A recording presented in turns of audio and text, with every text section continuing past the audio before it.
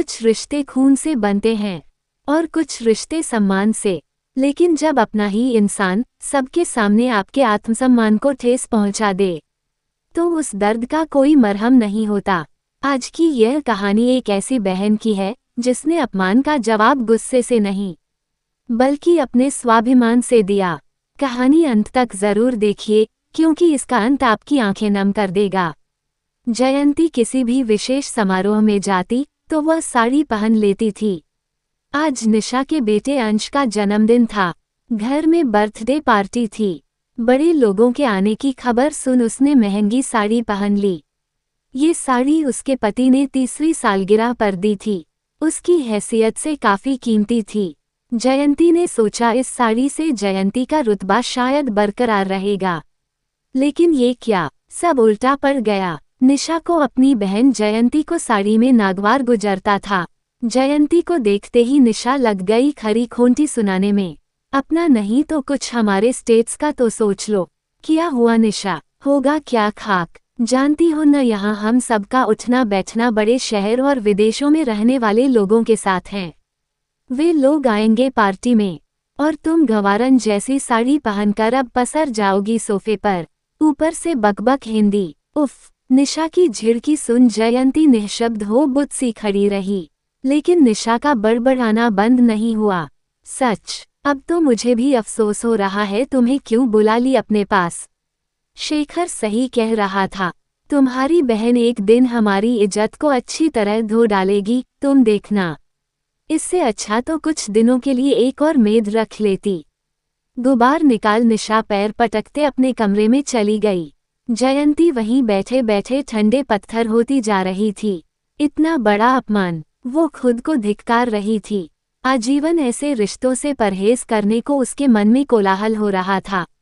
दोस्तों, अगर आपको भी लगता है कि किसी इंसान की पहचान उसके कपड़ों से नहीं बल्कि उसके संस्कारों से होती है, तो इस वीडियो को एक लाइक जरूर करें। भूखे पेट सप्ताहों काटना जयंती के लिए आसान था, लेकिन क्षणिक अपमान कंटीली पत्थर के पहाड़ों सा लग रहा था। काली घनेरी रात को चीरकर भागने का मन हो रहा था, लेकिन बहुत सोच विचार कर रात बिताने को मजबूर थी।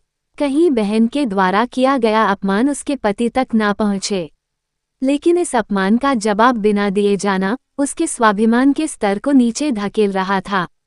उसके गले रुंध गए थे। अविरल बहती आंसू आंख के कोर पर ही सूख जा रही थी। वह बचपन के पुराने दिनों को याद कर सोचने लगी, किस तरह वह अपने पुराने दुपट्टों को काटकर निशा के लिए नए नए परिधान बनाया करती थी। वो उसके आंखों में खुशियां देखने के लिए पागल होती रहती थी। और आज पश्चिमी परिधान का नशा इस पर इस तरह चढ़ गया है कि अच्छे भले का ज्ञान भी भूल गई है। अगले सुबह जयंती तैयार होकर लिविंग रूम में अपने सामान लिए टैक्सी वाले को लोकेशन बता रही थी। निशा ये सब देख अचंभे में पड़ गई। पहली बार जयंती का बदला हुआ रूप देखी थी। इतनी सुबह कहाँ जा रही हो, निशा हड़बड़ाते हुए पूछी। जयंती फीकी मुस्कान और पूरी आत्मबल के साथ बोल पड़ी, अपने घर। जाते जाते निशा तुम्हें एक बात कहना चाहती हूँ। साड़ी में सुकून मिलता है, मुझे व्यवहारपूर्ण और संपूर्ण स्त्री होने का बोध कराता है। वो क्या है ना, तुम्हें याद है जब हम अपने छोटे शहर में बड़ी दुकानों के ऊपर मोटे मोटे अक्षरों में लिखा हुआ पढ़ते थे। निशा बोली, हाँ याद है। साड़ी की शोभा नारी, नारी की शोभा साड़ी। बाय कहते हुए जयंती बाहर निकल गईं। कपड़े कभी इंसान की कीमत तय नहीं करते। असली पहचान उसके संस्कार, उसका व्यवहार और उसका स्वाभिमान होता है। जिसने ये समझ लिया उसने जीवन का सबसे बड़ा सच समझ लिया। अगर आपको हमारी यह भावुक कहानी पसंद आई हो तो वीडियो को लाइक करें, अपने दोस्तों के साथ शेयर करें और ऐसे ही दिल को छू लेने वाली कहानियों के लिए हमारे चैनल को सब्सक्राइब करना बिल्कुल मत भूलिए। बेल आइकॉन भी दबा दीजिए ताकि हमारी हर नई कहानी सबसे पहले आप तक पहुंचे। Thank you for watching. See you in the next video. जय हिंद।